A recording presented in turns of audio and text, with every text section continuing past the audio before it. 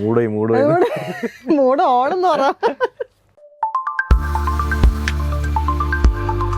റഹ്മാൻ സാറിനെ മീറ്റ് ചെയ്ത ഒരു എക്സ്പീരിയൻസ് എങ്ങനെയാണ്? ഞാൻ വിറച്ചാകെ അലമ്പായിരുന്നു. പിന്നെ അതിനൊരു മൂഡ് വേണം. എനിക്കൊരു മൂഡില്ല ആക്ച്വലി. ഞാൻ പറയും ഒന്നും നോക്കണ്ട, ഇതുള്ളൂ 5 മിനിറ്റ് ഉള്ളൂ, വെറുതെ എന്തിനാണ് ആ സാധനം പറയും. ചിലർക്ക് ടെൻഷൻ അടിക്കണ്ടോ, അങ്ങനെ അതില് കാര്യമില്ല. മാണിക്കല്ലാൽ മേഞ്ഞുമെനഞ്ഞേ മാമണിക്കൊട്ടാരം, താഴിട്ടടച്ചാൽ താനെ തുറക്കും തങ്കത്തിൻ കൊട്ടാരം, കുളിരം വിളിക്കൊമ്പനും മാവണി തുമ്പിയും മയ്യണി കണ്ണുമായി കാവല് നിൽക്കണ മായ കൊട്ടാരം, എന്റെ മോഹക്കൊട്ടാരം.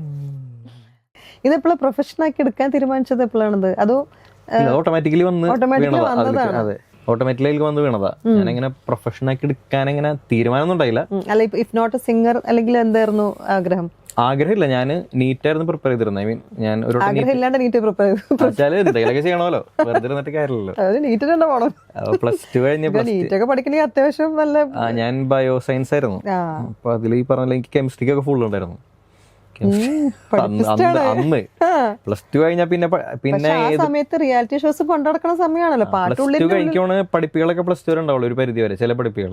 അത് കഴിഞ്ഞാൽ പിന്നെ ഡിഗ്രിക്കൊന്നും ആരത്ര പഠിക്കുന്ന ആൾക്കാരൊന്നുമില്ല. അത്രയും പിന്നെ മെനക്കെട്ട് പഠിക്കണവരായിരിക്കണം. നമ്മളതിന് നിന്നിട്ടില്ല. +2 അത്യാവശ്യം പഠിച്ചിട്ടുണ്ട്. ആ +2 വാശി എന്താ വെച്ചാൽ എനിക്ക് +1 കെമിസ്ട്രിക്ക് മാർക്ക് കുറവായിരുന്നു. അപ്പൊ +2 2 കമ്പൈൻ ചെയ്ത് വരിക. അപ്പോ ആ മാർക്ക് കവർ ആണെങ്കിൽ ഇവിടെ ഫുള്ള് പഠിക്കണം. വാശിക്ക് മേടിച്ചതാ. അങ്ങനെ സീരിയസ് ആൾക്കാരെ ട്രോളും. എന്നിട്ട് ഈ പറയുന്ന പോലെ അപ്പൊ അത് കഴിഞ്ഞപ്പോ എനിക്കിങ്ങനെ വേറെ ഡിഗ്രി പഠിക്കാനൊന്നും തോന്നണില്ല. പിന്നെ വെറുതെ നീറ്റ് എഴുതി നോക്കാൻ. നീറ്റ് എഴുതി അന്ന് ഏതൊക്കെയോ ഭയങ്കര റാങ്കിലല്ല, എന്തൊക്കെയോ വന്നിരുന്നു. പക്ഷെ പിന്നെ അതങ്ങനെ വലിയ കാര്യം ഒരു വട്ടം റിപ്പീറ്റ് ചെയ്തിരുന്ന ചിലപ്പോൾ ഒന്നുകൂടി കിട്ടിയാനിരുന്നു. പിന്നെ ആ ടൈമിൽ എനിക്കെന്തോ മൂടൊന്നുമില്ല. അത് കഴിഞ്ഞ് പിന്നെ ഡിഗ്രിക്ക് ആയിരുന്നു. ഫിസിക്സ് ആയിരുന്നു ഡിഗ്രി കഴിഞ്ഞോട് പിന്നെ സരിഗമ കഴിഞ്ഞു. അതിന്റെ ആ ടൈമില് പിന്നെ അതിൽ തന്നെ ഓട്ടോമാറ്റിക്കലി വന്നു. പിന്നെ വേറെ എന്തെങ്കിലുമൊക്കെ ഞാൻ ഇപ്പൊ ഡിഗ്രി കഴിഞ്ഞാൽ പുറത്തൊക്കെ പോയി ചിലപ്പോ UK കാനഡ സിറ്റിസൺ ആയി മാറിയാണ് ഞാൻ. പ്ലാനൊക്കെ ഉണ്ടായിരുന്നു. സരിഗമ കഴിഞ്ഞ സമയത്തൊക്കെ ഉണ്ടായിരുന്നു. ആദ്യം പ്രൊഫഷണൽ എടുക്കണ്ട, വേറെ എന്തെങ്കിലും ചെയ്യാന്നൊക്കെ ഉള്ളൊരു. അത് ഞാൻ പാടിക്കൊണ്ടിരിക്കുമ്പോൾ തന്നെ എനിക്ക് ഇങ്ങനെ ഡബിൾ മൈൻഡ് ഉണ്ടായിരുന്നു. ഇത് തന്നെ പോണോ, എനിക്ക് വേറെ എന്തെങ്കിലും ചെയ്ത് കഴിഞ്ഞിട്ട് കുറച്ചാള് ഒന്ന് സേവിങ്സ് ഉണ്ടാക്കി വെച്ചതിന് ശേഷം തിരിച്ചു വന്നാൽ മതി. പക്ഷെ പിന്നെ ആൾക്കാർ പറയും അങ്ങനെ ഗ്യാപ്പ് വന്നാൽ നമ്മളുടെ ഒരു പ്ലേസ് അവിടെ നിന്ന് പോകുമെന്ന് പറയും. പിന്നെ ഇപ്പൊ എല്ലാം ഓക്കെ ആയി. ഇപ്പൊ എല്ലാം 2 കൊല്ലം മുന്നേ എല്ലാം സെറ്റായി, സോർട്ടഡ് ആയി, മനസ്സിലായി ഇതാണ് അതിന്റെ റൂട്ട് മനസ്സിലായി. അല്ല, നമുക്ക് ഇഷ്ടമുള്ള കാര്യങ്ങൾ ചെയ്യാന്നുള്ളതാണല്ലോ, പാഷനിലൂടെ പോവാന്നുള്ളത്. പിന്നെ അത് മിക്സ് ആവും. പിന്നെ ആ ടൈമിൽ നമ്മൾ ഈ പറയുന്ന പേയ്മെന്റും ഏണിങ്സ് ഒക്കെ, ആ പേയ്മെന്റ് മേടിക്കാൻ നമ്മളുടെ ഒരു പരിപാടി കറക്റ്റ് അറിയില്ലായിരുന്നു. നമ്മളിങ്ങനെ ഓക്കെ ഇതിങ്ങനെയല്ല, ഇങ്ങനെ ചെയ്യാൻ സാധനമായിരുന്നു. പക്ഷെ ഇപ്പാണ് ഓക്കെ നമ്മുടെ പ്രൊഫഷനാണ്, നമ്മളിതിൽ ഇങ്ങനെയൊക്കെ ചെയ്യണം. അതെ, ആ ടൈം അപ്പൊ നമുക്ക് മനസ്സിലാവും നമ്മുടെ വാല്യൂ നമ്മൾ കീപ്പ് ചെയ്ത് കാണിക്കണം എന്നുള്ളൊരു. 5 രൂപ 5 രൂപയ്ക്കും വാല്യൂ ഉണ്ടല്ലോ. അപ്പൊ നമ്മള് ഓട്ടോമാറ്റിക്കലി നമ്മളെ പേയ്മെന്റിന്റെ സ്ട്രക്ചർ കൂട്ടാൻ തുടങ്ങി. ഓരോ കൊല്ലം കൂടുന്തോറും നമ്മള് പൈ വാല്യൂ കൂട്ടാൻ തുടങ്ങി.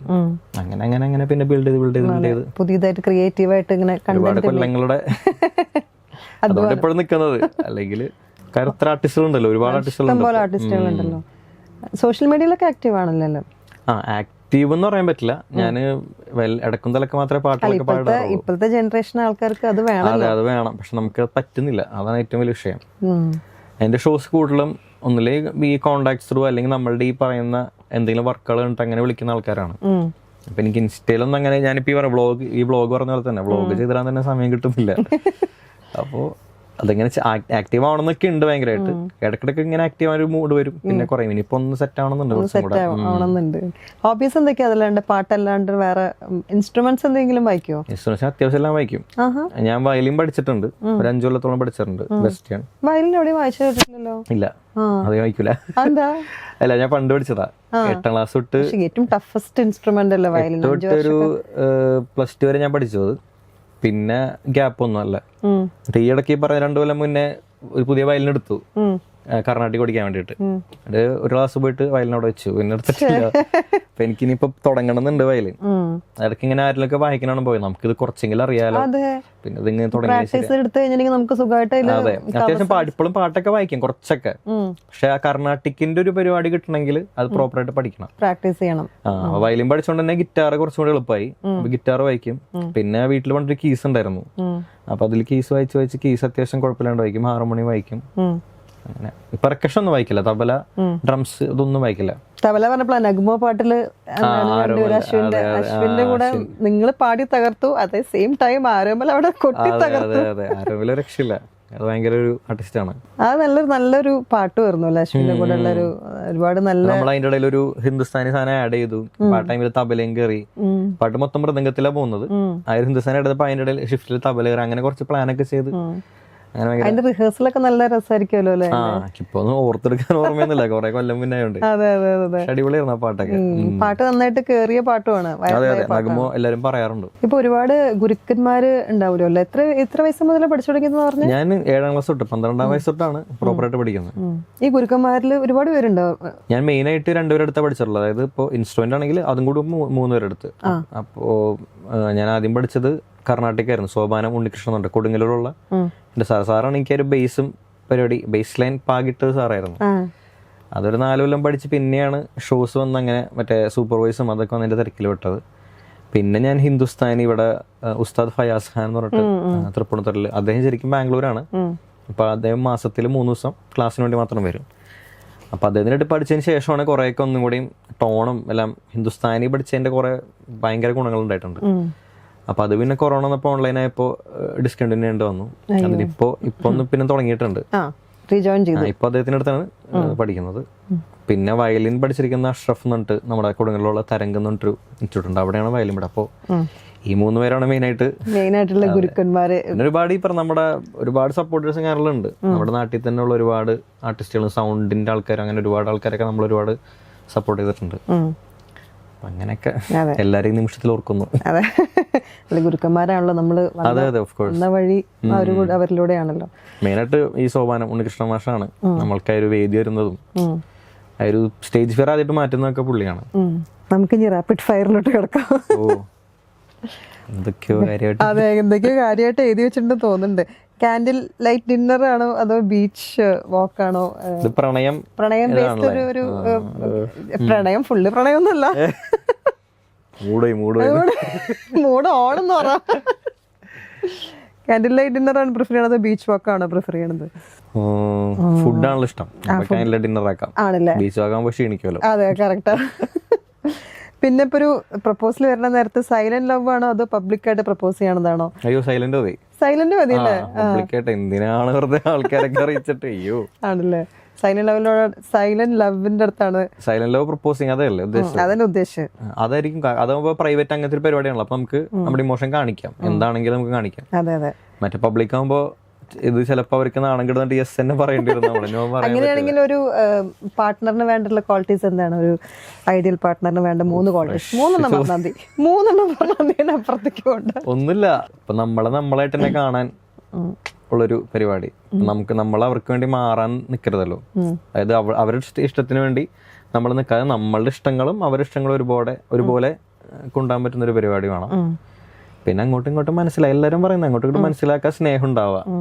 മ്യൂസിക് ലവർ ആവുന്ന വേണ്ട. ഇല്ല, അങ്ങനെ നിർബന്ധമൊന്നുമില്ല. അതിപ്പോ ഞാനുണ്ടല്ലോ മ്യൂസിക്കിനെ സ്നേഹിക്കാൻ. എനിക്ക് ഫസ്റ്റ് ലവ് എപ്പോഴും മ്യൂസിക്കിനോടാണോ അല്ലെ? അങ്ങനൊന്നുമില്ല. മ്യൂസിക് നമുക്ക് ഉണ്ടല്ലോ, ഓൾറെഡി നമ്മുടെ ഉള്ളിലുണ്ട്. പറയണ്ട ആദ്യ പ്രണയം സംഗീതത്തിനോടാന്ന് പറഞ്ഞ പോലെ. വെറുതെ അങ്ങനൊന്നുമില്ല. പ്രണയം അത് ഓട്ടോമാറ്റിക് പറഞ്ഞു കാണിക്കണ്ട, അത് ഓൾറെഡി ഉണ്ടല്ലോ നമുക്ക്. അത് നമ്മളിങ്ങനെ അതിന്റെ ആദ്യത്തെ പ്രണയം ഇങ്ങനെയാണ്, എനിക്ക് ഇതിനോട് ഭയങ്കര അങ്ങനെ പറഞ്ഞു, അത് നമുക്ക് ഓൾറെഡി ഉണ്ട്. നമ്മൾ ഇഷ്ടപ്പെടുന്ന പ്രൊഫഷനോട് നമുക്കൊരു പ്രണയം എന്തായാലും ഉണ്ട്. അത് ഭയങ്കര കൂടുതലാണ്. അത് നമ്മുടെ ഉള്ളിൽ മറ്റേ ഈ പറയുന്ന പോലെ ഇപ്പൊ അമ്മ മകൻ എന്ന് പറയുന്ന പോലത്തെ ഒരു സംഭവമാണത്. ആ ബന്ധം അവിടെ അതങ്ങനെ പറയാൻ കാരണം അത് പോവില്ല. അതെ, അതാണ് പറയുന്നത്. അതുപോലെയാണ് മ്യൂസിക്. നമുക്കിപ്പോ അത്ര ഇഷ്ടപ്പെടുന്നത് അങ്ങനെ തന്നെ ഉണ്ടാവും, ഒരിക്കലും നമ്മുടെ നിന്ന് പോയി പോകില്ല. അത് ഓട്ടോമാറ്റിക്കലി അങ്ങനെയാണ്. ഇല്ലല്ല, പ്രപ്പോസ് ചെയ്യാൻ ഒരു സോങ് ചൂസ് ചെയ്യാൻ പറഞ്ഞാൽ അതേ ഏത് സോങ് ആയിരിക്കും? ഇപ്പൊ ഒരു കുട്ടീനെ കണ്ട് പ്രപ്പോസ് ചെയ്യുമ്പോ നമുക്ക് ഇഷ്ടമുള്ള ഒരു പാട്ട് പാടിയിട്ട് ഇംപ്രസ് ചെയ്യാൻ പറ്റുന്ന ഒരു സോങ് ഉണ്ടാവുമല്ലോ. അങ്ങനെ പറയുമ്പോ ഒരു പാട്ട് ഒരുപാട് പാട്ടുകൾ മനസ്സിൽ വരുന്നുണ്ടല്ലേ? പക്ഷെ പെട്ടെന്ന് പറയുമ്പോൾ ഒരു പാട്ടും കിട്ടുന്നില്ല. റൊമാൻറ്റിക് സോങ്സ് എന്തോരം പാടിയിട്ടുണ്ട്. അങ്ങനെ വരുമ്പോ ക്ലീശ പാട്ടുള്ള മനസ്സിൽ വരുന്നത്. ആണോ? ക്ലീശ പാട്ട് സിനിമയൊക്കെ വരുന്നത്. അതെ അതെ, അതാണ് ഞാനിപ്പോ ആലോചിച്ചത്. എന്നാലും പാട്ട് വേണോ അല്ലേ? ഒരു 4 വരി പ്രപ്പോസ് ചെയ്യാൻ പോണ കുട്ടിക്ക് വേണ്ടിട്ട് ഒരു 4 വരി പാടുകയാണെങ്കിൽ ഏത് പാട്ടായിരിക്കും എന്നാണ് എനിക്ക് ഭയങ്കര ഇഷ്ടമുള്ള പാട്ട്. ഒന്ന് മറ്റേ നീല നീല മിഴിയേ, ആ പാട്ടിലെ പാടായിരിക്കും. അല്ല, അത് പാട്ടൊരു 4 വരി പാടിക്കൂടെ? നീല നീല മിഴിയേ നീള നീള മൊഴിയേ ഒളിയമ്പിനെയരുതേ ഇനി എൻ്റെ സുന്ദരി എന്നൊക്കെ പാടുമ്പോൾ ഫ്ലാറ്റ് ആവുമല്ലോ. ഉറപ്പായിട്ടും. അതെ. പിന്നെ എന്താ പറയാ, മെസ്സേജ് അയച്ച് പ്രണയം പറയോ അതോ നേരിട്ട് പറയോ? നേരത്തെ പറഞ്ഞ പോലെ സൈലന്റ് പോലെ മെസ്സേജ് അയച്ചിട്ടായിരിക്കും പറയാ. ആക്ച്വലി നേരിട്ട് പറയുന്നതാണ് നല്ലത്. മെസ്സേജ് പറയുന്നത് ഒളിച്ചിരുന്ന് പറയുന്ന പോലെ പരിപാടിയാണ്. നേരിട്ട് പറയുന്നത് ബെറ്റർ. അതാകുമ്പോ ഓപ്പൺ ആയിട്ടെല്ലാം എക്സ്പ്രസ് ചെയ്യാലോ. അതെ, മറ്റേ നമ്മൾ എന്ത് എക്സ്പ്രസ് ചെയ്യുന്ന പറയാൻ പറ്റില്ല. അപ്പൊ അറേഞ്ച് മാരേജ് അല്ല, ലവ് മാരേജിനോട് തന്നെയാ താല്പര്യം? ലവ് ഒന്നുമില്ല, എനിക്ക് കണ്ട് പരിചയപ്പെട്ട് സെറ്റായി കുറച്ചാളൊന്ന് ഇതിന് ശേഷം തന്നെ ലവ് ഉദ്ദേശിക്കുന്നത്. അതിനാണ് ഞങ്ങളോട്. അതെ അതെ അതെ. അപ്പോ അങ്ങോട്ടും ഇങ്ങോട്ടും മനസ്സിലാക്കിയിട്ട് കല്യാണം കഴിക്കാം, അത്രേ ഉള്ളൂ. എന്നിട്ട് പാരന്റ്സിന്റെ അടുത്തൊക്കെ പറഞ്ഞ് അങ്ങനെ അറേഞ്ച് ചെയ്ത്. പ്ലാൻ ഒന്നുമില്ല, ഇപ്പൊ ഇനി പയ്യെ പ്ലാൻ ആണ്. ഇപ്പൊ ഞാൻ ചോദിച്ചിട്ടില്ല പ്ലാൻ ഉണ്ടോന്ന്. Okay, sorry. ലിറിക്സ് ആണോ ഒരു പാട്ട് പാടുമ്പോൾ ഇമ്പോർട്ടന്റ്, അതോ അതിന്റെ ഒരു ഫീലാണ് ഇമ്പോർട്ടന്റ്? രണ്ടും ഇമ്പോർട്ടന്റ് ആണ്. പക്ഷെ പാടുന്ന ആൾക്ക് ഏറ്റവും കൂടുതൽ ഫീലാണ്. കാരണം ആൾക്കാർ കൺവേ ആവുന്നത് ഫീലിലൂടെയാണ്. ചില ആൾക്കാർക്ക്, മോസ്റ്റ്ലി ആൾക്കാർക്ക് അതിന്റെ ഫീലുമ്മലാണ് ആ ഒരു സംഭവം കിട്ടുക. അപ്പൊ ലിറിക്സ് ഒന്നും അങ്ങോട്ടും ഇങ്ങോട്ട് മാറിപ്പോൾ ആൾക്കാർ പിന്നെ ശ്രദ്ധിക്കില്ല. പക്ഷെ അപ്പൊ അതിന്റെ ഫീല് കിട്ടില്ല എന്നുണ്ടെങ്കിൽ ആൾക്കാരത് ഇവൻ എന്തായി പാടുന്ന ആ സാധനം വരും. അപ്പൊ എനിക്ക് ആസ് എ സിംഗർ എനിക്ക് തോന്നിയിട്ടുള്ള ഫീലാണ് കുറച്ചുകൂടെ മോർ ഇമ്പോർട്ടന്റ്. അങ്ങനെയെങ്കിൽ ഒരു ക്ലാസിക്കൽ സോങ് പാടുന്നതാണോ അതോ കണ്ടംപററി ഉള്ള പാട്ട് പാടുന്നതാണോ കുറച്ചുകൂടെ കംഫർട്ടബിൾ ആയിട്ടുള്ളത്? അതും ഓരോ സിംഗറിനനുസരിച്ചിരിക്കും. എനിക്ക് പറയുന്ന പോലെ എനിക്ക് രണ്ടും ഇഷ്ടമാണ്. രണ്ട് ടൈപ്പ്, ഞാൻ എല്ലാ ടൈപ്പും അത്യാവശ്യം പാടാറുള്ളതുകൊണ്ട് എനിക്ക് രണ്ടും വലിയ കുഴപ്പങ്ങളില്ല. അതേപോലെ റൊമാൻറ്റിക് ലിറിക്സ് ഓർ ഹമ്മിങ്, ഇപ്പം ഒരു പാട്ടിന്റെ ഹമ്മിങ് പാടാനാണോ ഇൻട്രസ്റ്റ്, അല്ലെങ്കിൽ അതിന്റെ രണ്ടും പാടാൻ ഇഷ്ടം. ഹമ്മിങ് ആകുമ്പോൾ കുറച്ചുകൂടി രസമാണ്. രണ്ടും ഓക്കെ ആണ്. ഹമ്മിങ് ഉള്ള ഒരു സോങ് ഏതായിരിക്കും അങ്ങനെയാണെങ്കിൽ? അങ്ങനെ ഇപ്പൊ എനിക്ക് കേൾക്കും പെട്ടെന്ന് ഇങ്ങനെ ഓർമ്മ വരുന്ന മറ്റേ കാതൽ റോജാവിലെ ഹമ്മിങ് ഇല്ലേ,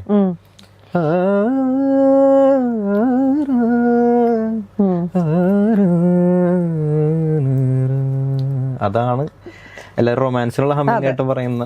പെട്ടെന്ന് കേൾക്കുമ്പോ ഇപ്പൊ ഈ ലവ് സോങ് പാടുമ്പോഴേ ഞാൻ പല സമയത്തും കണ്ണിങ്ങനെ അടച്ച് ഫീലോട് കൂടിയിട്ട് പാടുന്നത്.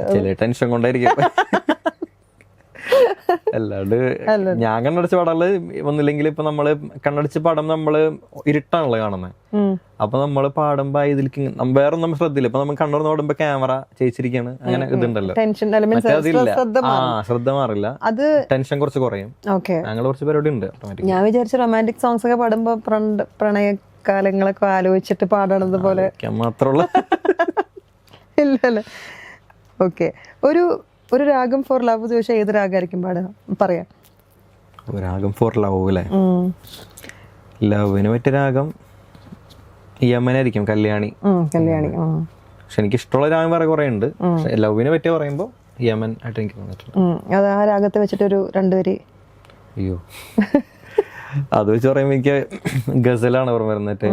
രഞ്ജിസി സഹി ദിൽ ഹി ദുഖാനെ കെ ലിയേ രഞ്ജിസി സഹി. ഇപ്പൊ ലവ് ഫെയിലർ സോങ് ആണ് ഇഷ്ടം അതോ ഹാപ്പി ലവ് സോങ് ആണോ ഇഷ്ടം? വിരഹം അല്ലെങ്കിൽ? അതായത് എനിക്ക് ആക്ച്വലി വിരഹം പാട്ട് ചെയ്യാനാണ് ഏറ്റവും കൂടുതൽ ഇഷ്ടം. അപ്പൊ എനിക്ക് അങ്ങനത്തെ പാട്ടിലെ കൂടുതൽ ഇഷ്ടം. കാരണം ഞാനിപ്പോ എന്റെ ഇറക്കാൻ പോകുന്ന ഫസ്റ്റ് പാട്ട് വിരഹമാണ്. ആണോ? സ്റ്റാർട്ടിങ് വിത്ത് വിരഹമാണ്. ഞാൻ ഇൻസ്റ്റയിൽ കുറച്ച് ഗിറ്റാർ കവറൊക്കെ ചെയ്തിട്ടുണ്ട്, സ്വന്തം കമ്പോസ് ചെയ്തിട്ടുണ്ട്. അത് മൊത്തം വിരഹം. എനിക്ക് അങ്ങനത്തെ പരിപാടികൾ ഭയങ്കര ഇഷ്ടമാണ്. ഈ സ്പാനിഷ് ഗിറ്റാർ, ക്ലാസിക്കൽ ഗിറ്റാറിന്റെ പരിപാടികളുണ്ട് കുറച്ച്. അങ്ങനത്തെ കുറച്ച് പീസുണ്ട്, പഴയ മൊസാട്ട് അങ്ങനത്തെ വരെ. മൊസാട്ട് പീസാണ്, മാറപ്പെട്ടോ. വേറെ കുറച്ച് ആൾക്കാരുടെ ക്ലാസിക്കൽ ഗിറ്റാറിന്റെ കുറെ പീസുകളുണ്ട്. എനിക്ക് അത് കേൾക്കാൻ ഭയങ്കര ഇഷ്ടം. അപ്പൊ അത് ഇൻസ്പയർ ആയിട്ട് അങ്ങനെ കുറച്ച് ഗിറ്റാർ കവേഴ്സ് ഞാൻ ചെയ്യാറുണ്ടായിരുന്നു. അപ്പൊ അത് തന്നെയാണ് എനിക്ക് ആ ഒരു അങ്ങനത്തെ മെലങ്കളി പാട്ടുകളാണ് കുറച്ചുകൂടി ഇഷ്ടം. അത് ഞാൻ പറയാം ചോദിച്ച ഇഷ്ടമുള്ള രാഗം എനിക്ക് ആഹിർ ഭൈരവാണ്. ആഹിർ ഭൈരവ് ഭയങ്കര നമുക്കിങ്ങനെ സന്തോഷം വിഷമം എല്ലാം വരുന്നൊരു രാഗമാണ്. അതെനിക്ക് ഭയങ്കര ഇഷ്ടമാണ്. വിരഹഗാനം വരുമ്പോ പെട്ടെന്ന് ഓർമ്മ വരുന്ന പാട്ട് ഏതാ? കിളിതൻ വഴിമറയും നോവിൻ പെരുമഴക്കാൽ അത് ഈ രാഗമാണ്. ഈ പറയുന്ന ആഹിർ ഭൈരവ് എന്ന രാഗമാണ്. പിന്നെ എന്താ പറയാ, one heroine you want to sing with that heroine ആണെങ്കിൽ അത് ഏത് ഹീറോയിന്റെ കൂടെ കൂടെ പാടണമെന്നോ? ഇഷ്ടമുള്ള ഹീറോയിൻ പറഞ്ഞാലും മതി, കുഴപ്പമില്ല. ഇഷ്ടമുള്ള ഹീറോയിന്റെ കൂടെ ആയിരിക്കുമല്ലോ പാടണമെന്ന് ആഗ്രഹിക്കാം. അയ്യോ, ഇഷ്ടമുള്ള ഹീറോയിൻ പറയുമ്പോ പെട്ടെന്ന് ആലോചിക്കുമ്പോ ഒന്നും കിട്ടില്ല. ശരിയാ, എന്റെ അടുത്ത് വെച്ച് കഴിഞ്ഞാൽ ഞാൻ ബ്ലാങ്ക് ആയി പോകും. എനിക്ക് ഇഷ്ടമുള്ള പൂജ ഹെഗ്ഡെ ഇല്ലേ, പൂജ ഹെഗ്ഡെനെ ഭയങ്കര ഇഷ്ടമാണ്. ആണല്ലേ? പൂജയുടെ കൂടെ പാടാനായിരുന്നു. കൂടെ പാടുന്ന എനിക്ക് ഇഷ്ടമുള്ള ഒരു നടി പുള്ളിക്കാരിയാണ്. പിന്നെ മൃണാൾ താക്കൂറിന് ഇഷ്ടമാണ്. Okay. Stage fear or love failure? Fear വല്ലാത്ത ക്വസ്റ്റ്യൻ. ചില ചോദ്യങ്ങളുണ്ടല്ലോ. സ്റ്റേജ് ഫിയർ ഓർ ലവ് ഫെയിലിയറോ? സ്റ്റേജ് ഫിയറോ ലവ് ഫെയിലിയർ? അതെ, രണ്ടും ഭയങ്കര ഇന്റൻസിറ്റി ഇതാണ്. ഒരെണ്ണം ഇങ്ങനെയാണ്, ഒരത്രേ ഉള്ളൂ. നമുക്ക് സുഖമാണ്. അതെ, സ്റ്റേജ് ഫിയർ കഴിഞ്ഞു. മറ്റേത് ലൈഫ് ലോങ് മൈൻഡിൽ കിടന്ന് വെറുതെ പണിയാവും. സിനിമകൾ കാണാറുണ്ടോ? ഇത് കഴിഞ്ഞിട്ടോ റാപ്പിഡ് ഫയർ? സന്തോഷം. സിനിമകളൊക്കെ കാണാറുണ്ടല്ലേ? നല്ലോണം കാണും. ഇഷ്ടമുള്ള നടനാരാ? എല്ലാരും ഇഷ്ടമാണ്. എല്ലാവരും ഇഷ്ടമാണ് ആക്ച്വലി പറയുകയാണെങ്കിൽ. ഞാൻ പിന്നെ ഇങ്ങനെ എനിക്ക് തിയേറ്ററിൽ ഇറങ്ങുമ്പോൾ കാണണമെന്ന് ഭയങ്കര ആഗ്രഹം ന്യൂമ്പോളുടെ പടങ്ങളാണ്. അത് ഇപ്പൊ പറഞ്ഞ ന്യൂമ്പോളി കുറച്ചാൾ ഗ്യാപ്പ് വന്നപ്പോൾ നമുക്ക് ഓട്ടോമാറ്റിക്കലി പുള്ളിയുടെ ഇഷ്ടമുണ്ട്. എല്ലാവർക്കും ന്യൂമ്പോളിയുടെ ഒരു എന്താ പറയുക, നമ്മുടെ ഹൗസിലുള്ള ഒരാളെങ്കിൽ പരിപാടി ഉണ്ട്. അപ്പോ ഇപ്പൊ സർവമ ഇറങ്ങിയപ്പോഴാണെങ്കിലും കുറെ നാൾക്ക് ശേഷം പുള്ളി ഒരു പടം വരും, നമുക്ക് സന്തോഷം ഉണ്ടാവും. അപ്പൊ അങ്ങനെ പോയി കാണും. അങ്ങനെ ഇഷ്ടമുള്ള ഒരു പരിപാടിക്ക് ന്യൂമ്പോളി തോന്നുന്നുള്ളത്. ഇപ്പൊ ഒരു പാട്ട് പഠിക്കുമ്പോഴേ സിനിമ കാണാറുണ്ടോ അതിന്റെ ഒരു ഫീല് കിട്ടാൻ വേണ്ടിട്ട്? അത് കോമ്പറ്റീഷൻ ഉള്ള സമയത്തൊക്കെ ചെയ്യാറുണ്ടായിരുന്നു. കാരണം അപ്പൊ എന്താണ് തീം എന്ന് അറിയാണ്ട് അവർ പറയുകയും ചെയ്യും. മെന്റേഴ്സ് ആണെങ്കിലും പറയുന്നത് ഞാൻ പടം കാണ്. ചില ആൾക്കാർ ഇപ്പോൾ ജെൻസി കിഡ്സ് എല്ലാം പഴയ പടങ്ങൾ കണ്ടിട്ടുണ്ടാവില്ല. അപ്പൊ ഇപ്പോഴാണ് നമ്മൾ പറയും നിങ്ങൾക്ക് ആ പാട്ടിൽ കേട്ടുള്ള ആ പടം എന്താണെന്ന് അറിയില്ലല്ലോ എന്ന് പറയും. അങ്ങനെ ആ പടം കാണുമ്പോൾ അവർക്ക് ചിലപ്പോൾ ഫീൽ കണക്ട് ആവാം. അപ്പോൾ അത് കണക്ട് ആവാറുണ്ട്. അങ്ങനെ കാണാറുണ്ട്. പഴയ പാട്ടുകളൊക്കെ, പഴയ പാട്ട് പഠിക്കാൻ ചില പടങ്ങള് ഞാൻ അധികം ഒന്നും കണ്ടിട്ടില്ല. അതാ പറഞ്ഞ അതിരുന്ന് കുത്തിരുന്ന് കാണുമ്പോ ഒരു ആ പടം ഇപ്പൊ നിങ്ങളൊക്കെ ഇപ്പൊ ജെൻസി കിഡ്സിൽ വരുന്ന കുട്ടികളായതുകൊണ്ട് പണ്ടത്തെ പടം ബ്ലാക്ക് ആൻഡ് വൈറ്റ് ഒക്കെ കിട്ടുന്ന കാണുമ്പോ അത്രയും പേഷ്യൻസ് കാണുമല്ലോ. ഈ അടുത്ത് ഞാൻ ദുബായിലെ ഷോ ഉണ്ടായി കഴിഞ്ഞ മാസം. പത്മരാജൻ സാറില്ലേ, അദ്ദേഹത്തിന്റെ ഒരു റിമെമ്പറൻസ് ആയിട്ട് അദ്ദേഹത്തിന്റെ മകനൊക്കെ ഒരു പരിപാടി ഉണ്ടായിരുന്നു. അപ്പൊ ഞാൻ ഇതുവരെ ഒരു പത്മരാജൻ പടം കണ്ടിട്ടില്ല ഇതുവരെ. അപ്പൊ അന്ന് പോയപ്പോഴാണ്, അന്നാണെങ്കിൽ നമ്മുടെ മറ്റേ പടല്ലേ ക്ലാര ആ പുള്ളിക്കാരി ഒന്ന് വന്നിട്ടുണ്ടായിരുന്നു. പുള്ളിക്കാരി ഒന്ന് വന്ന പുള്ളിക്കാരി ഒന്ന് പ്രായം കുറച്ചുകൂടെ അപ്പൊ ആ രീതിയിൽ വന്നിട്ടുണ്ടായി. അപ്പൊ എല്ലാവരും സുമ്പല. അപ്പൊ എനിക്ക് ആ സാധനം കണക്ട് ആവുന്നില്ല. എല്ലാവരും സുമ്പല തന്നെ പറയാൻ ഭയങ്കരമായിട്ട്. അപ്പൊ എനിക്ക് ആ സാധനം കണക്ട് ആവുന്നില്ല. അങ്ങനെ എന്നോട് ഇങ്ങനെ പറഞ്ഞു ചില പടങ്ങൾ പറഞ്ഞു. ഇപ്പൊ സീസൺ പറഞ്ഞു, പിന്നെ തുമ്പികള്. അപ്പൊ ഞാൻ ഇത് കണ്ടപ്പോഴാണ്, സീസണൊക്കെ കണ്ടപ്പോ എനിക്ക് ഭയങ്കര ഇഷ്ടമായി. ഭയങ്കരമായിട്ട് എനിക്കിത് എപ്പോഴാണ് ഈ പത്മരാജൻ പടങ്ങളുടെ ഒരു പരിപാടി മനസ്സിലായത്. അപ്പൊ അതുപോലെ നമ്മൾ ഓരോ പാട്ടിന് പടങ്ങൾ കാണുമ്പോ അത്രയും പരിപാടികളുണ്ട്, എന്തായാലും കണക്ട് ആവും. ആ മൂഡ് കംപ്ലീറ്റ് ഫീൽ കിട്ടും. ഏത് സിറ്റുവേഷനിലാണ് ഈ പാട്ട് പ്ലേസ് ആവുന്നത്, അപ്പം ആ മൂഡിലാണ് പാടേണ്ടതെന്നുള്ളൊരു സംഭവം കിട്ടും. വീട്ടിലാരൊക്കെ ഉണ്ട്? വീട്ടില് വാപ്പ, ഉമ്മ, പിന്നെ എനിക്ക് 2 ചേച്ചിമാരാണ്. ഇത്തമാരാണ്. വല്യുമ്മയുണ്ട്, വാപ്പാടെ ഉമ്മയുണ്ട്, ഗ്രാൻഡ് മദർ. ഇത്താമ്മയുടെ കല്യാണം കഴിഞ്ഞു. മൂത്താള് അലയനിലാണ്, അളിയൻ. രണ്ടാമത്തെ അളിയൻ മസ്കറ്റിലാണ്. ഇത്തമാര് അവിടെ ആയിരുന്നു, ഇപ്പോ നാട്ടില് വർക്ക് ചെയ്യുന്നുണ്ട്. പാടുവോ? ഇത്തമാര് മൂത്താള് പാടിയിരുന്നു. അത് ആ ഷോയില് കാണിച്ചിട്ടുണ്ടായിരുന്നു. എന്റെ ഹരിമുരളീനം പാടുന്നതിന് മുമ്പായിട്ട് അതിന്റെ സ്റ്റോറി പോലെയൊക്കെ കാണിച്ചിട്ടുണ്ടായിരുന്നു.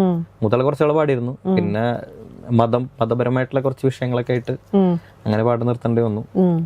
അതായിട്ട് പിന്നെ കുറെ നാൾക്ക് ശേഷം സരിഗമപ്പയുടെ സ്റ്റേജിലാണ് ഇത്ത പാടിയത്. അതിനുശേഷം വീണ്ടും പാടി. സരിഗമ സ്റ്റേജിൽ റീ എൻട്രി ആയിട്ട് കൊണ്ടുവന്നു. അങ്ങനെ പാടിച്ചു. അങ്ങനെ ഭയങ്കര രസമായിരുന്നു. അപ്പൊ ഈ ഷോസ് പോകുമ്പോഴൊക്കെ ഇവരൊക്കെ അവിടെയൊക്കെ ഉള്ളതുകൊണ്ടേ നമുക്ക് അവിടെ പോയി ഇപ്പോഴും ഇത്തനെപ്പറ്റി ചോദിക്കല്ലാരും എന്നോട് ആ ഒരു ഇതോർത്തിട്ടാണ് പലരും പറയാ, ഇത്താമാർക്ക് തെക്ക് സുഖല്ലേ, ഇത്താടെ സ്റ്റോറിയൊക്കെ കണ്ടിട്ടുണ്ടായിരുന്നു, തെക്ക് സുഖല്ലേ, അന്വേഷണം പറഞ്ഞത് ഇപ്പോഴും പറയും എല്ലാരും. അപ്പൊ അത് ഭയങ്കര രണ്ടാമത്തെയും പാടും. രണ്ടാമത്തേക്ക് താല്പര്യമില്ല പാടാൻ, പക്ഷെ നല്ല വൃത്തിക്ക് പാടും. മൂത്താൾക്ക് നല്ല താല്പര്യമായിരുന്നു. വീട്ടില് പാട്ടൊക്കെ പാടി കഴിഞ്ഞെങ്കിൽ ഇത് നന്നായിട്ടില്ല അല്ലെങ്കിൽ നന്നായി പറയില്ല. വീട്ടിലങ്ങനെ പാടില്ലല്ലോ ഞാൻ. അല്ല ഒരു പാട്ട് ഷോസ് ഒക്കെ കണ്ടു കഴിഞ്ഞിട്ട് അഭിപ്രായം വാപ്പ പറയാം. പറയും ഷോസ് കാണുമ്പോൾ, അല്ലെങ്കിൽ ഞാനിപ്പോൾ പ്രാക്ടീസ് ചെയ്യുമ്പോൾ പിന്നെ ഞാൻ കൂടുതൽ ഇപ്പോൾ വാപ്പാക്കെന്ന് വെച്ചാൽ ഞാൻ കുറച്ച് ഹൈ ആയിട്ട് ഇങ്ങനെ ആ സാധനം പാടണം. അപ്പൊ കഴിഞ്ഞിട്ട് പറയും ഇന്നത്തെ പ്രാക്ടീസ് സുഖമായില്ലല്ലോ എന്ന് പറയും. നമ്മൾ കുറച്ച് ബേസിലാണ് ഞാൻ പറയാം വയ്യ, അതുകൊണ്ട് ഇങ്ങനെ പയ്യ പാട്ടുകൾ കുറച്ച് പാട്ടുകൾ എന്നൊക്കെ പറയും. അങ്ങനെയൊക്കെ കുറച്ച് അഭിപ്രായങ്ങളൊക്കെ പറയും. പിന്നെ സ്റ്റേജ് ഷോയിൽ നമ്മുടെ കോസ്റ്റ്യൂമിനെ പറ്റിയും അവിടെ ഇങ്ങനെ ഒരു പാട്ടൊക്കെ ഈ ഇത് നല്ല സ്വന്തം കോസ്റ്റ്യൂം എന്നൊക്കെ പറയും, അല്ലെങ്കിൽ ഇത് കുറച്ച് നന്നാക്കിയത്, അങ്ങനെ കുറച്ച് അഭിപ്രായങ്ങളൊക്കെ പറയും. അതൊക്കെ ശ്രദ്ധിക്കാറുണ്ടോ? പിന്നെ ഓഫ് കോഴ്സ് അത് എനിക്ക് തോന്നുന്നു ഒരു പെർഫോമറിന്റെ അത് വേണം. നമുക്ക് തന്നെ കുറച്ച് കഴിയുമ്പോൾ തോന്നും നമ്മളിത് വൃത്തിക്ക് വരണ പോലെ സാധനം തോന്നും. അപ്പൊ അതൊക്കെ ശ്രദ്ധിക്കാറുണ്ട്. അതൊക്കെ ഒന്ന് സ്വന്തമായിട്ട് തന്നെ അതോ വാപ്പ പറഞ്ഞ പോലെ തന്നെയാണോ അതോ സ്വന്തമായി ചൂസ് ചെയ്ത്? അല്ല, വാപ്പ എനിക്ക് ഐഡിയാസ് പറഞ്ഞു. ഇപ്പൊ ഇതിൽ കുറച്ച് ബെറ്റർ ആക്കാം, കുറച്ചുകൂടി ഇങ്ങനെയൊക്കെ ആക്കിയാൽ ഇങ്ങനത്തെ ഡ്രസ്സ് കൊള്ളാം, നിങ്ങൾക്ക് ചേരുന്നുണ്ടോ എന്നൊക്കെ പറയും. അപ്പൊ നമ്മൾ നോക്കി ഇങ്ങനത്തെ സാധനങ്ങൾ കൊള്ളാം, അങ്ങനെ അങ്ങനത്തെ ഡ്രസ്സ് പിന്നെ എടുക്കാൻ തുടങ്ങും. അങ്ങനെയൊക്കെ കോസ്റ്റ്യൂം ഡിസൈനറും കൂടിയാണ് പറഞ്ഞുതരും എങ്ങനെയൊക്കെയാണെന്നുള്ള പറഞ്ഞുതരും. നമ്മളിങ്ങനെ സംസാരിച്ച് എനിക്ക് തോന്നുന്നു വൈൻഡ് അപ്പ് ചെയ്യേണ്ട സമയമായി തുടങ്ങി. സമയം ഫീൽ ചെയ്തില്ലല്ലോ? ഒട്ടും ഫീൽ ചെയ്തില്ല. അതാണ് നിന്റെ കഴിവ്. നമുക്ക് എനിക്ക് പാട്ട് വൈൻഡ് അപ്പ് ചെയ്യണ കിട്ടുമ്പോൾ ഒരു തമിഴ് സോങ് പാടിയിട്ടില്ല തോന്നുന്നു നമ്മുടെ ഇന്റർവ്യൂ. നമുക്കൊരു തമിഴ് സോങ് AR റഹ്മാന്റെ ഒരു എൻ്റെ ഒരു പേഴ്സണൽ ഫേവറേറ്റ് പറയാം, വെണ്ണിലവേ വെണ്ണിലവേ എന്നുള്ള പാട്ട്. അതിന്റെ കവർ ചെയ്തിട്ടുണ്ടല്ലേ? അതിന്റെ പല്ലവി ഉണ്ട്, അനുപല്ലവി ഇട്ടിട്ട്. എനിക്കും ഭയങ്കര സന്തോഷം മീനാക്ഷിയോട് ഇങ്ങനെ കുറച്ച് ടൈം സ്പെൻഡ് ചെയ്യാൻ പറ്റിയതിൽ. അപ്പോൾ താങ്ക് യു. അപ്പൊ ആ പാട്ട് പാടാം. ഇത് ഇരുളല്ല ദൂലിയല്ല, ഇത് രണ്ടോടും ചേരാத പൊന്നേരം. ഇത് ഇരുളല്ല ദൂലിയല്ല, ഇത് രണ്ടോടും ചേരാத പൊന്നേരം. തலை சாயாதே விழி மூடாதே, சில முட்டுக்கள் சட்டென்று பூவாகும். பெண்ணே பெண்ணே பூலோகம் எல்லாமே தூங்கி போன பின்னே, புல்லோடு பூவீழோசை கேட்கும் பெண்ணே, நாயிரவில் படியில் பிள்ளைகளாவும் பாலோட்ட நிலவுண்டு. வெண்ணிலவே வெண்ணிலவே வினை தாண்டி வருவாயா, விளையாட ஜோடி தேவை. இந்த பூலோகத்தில் யாரும் பார்க்கும் முன்னே உன்னை அதிகாலை அனுப்பி வைப்போ. चंदारे चंदारे कभी तो ज़मीं पर आ, बैठेंगे बातें करेंगे. तुझको आके इधर लाज आए अगर, ओढ़ के आजा तू पागल गाने. ഒരു പൂ ചോദിച്ചപ്പോ ഒരു പൂന്തോട്ടം തന്നെ തന്ന മാതിരിയായി. അതെ അതെ അതെ അതെ, ഭയങ്കര രണ്ടും അടിപൊളിയായിട്ടുണ്ട്, രക്ഷയില്ല.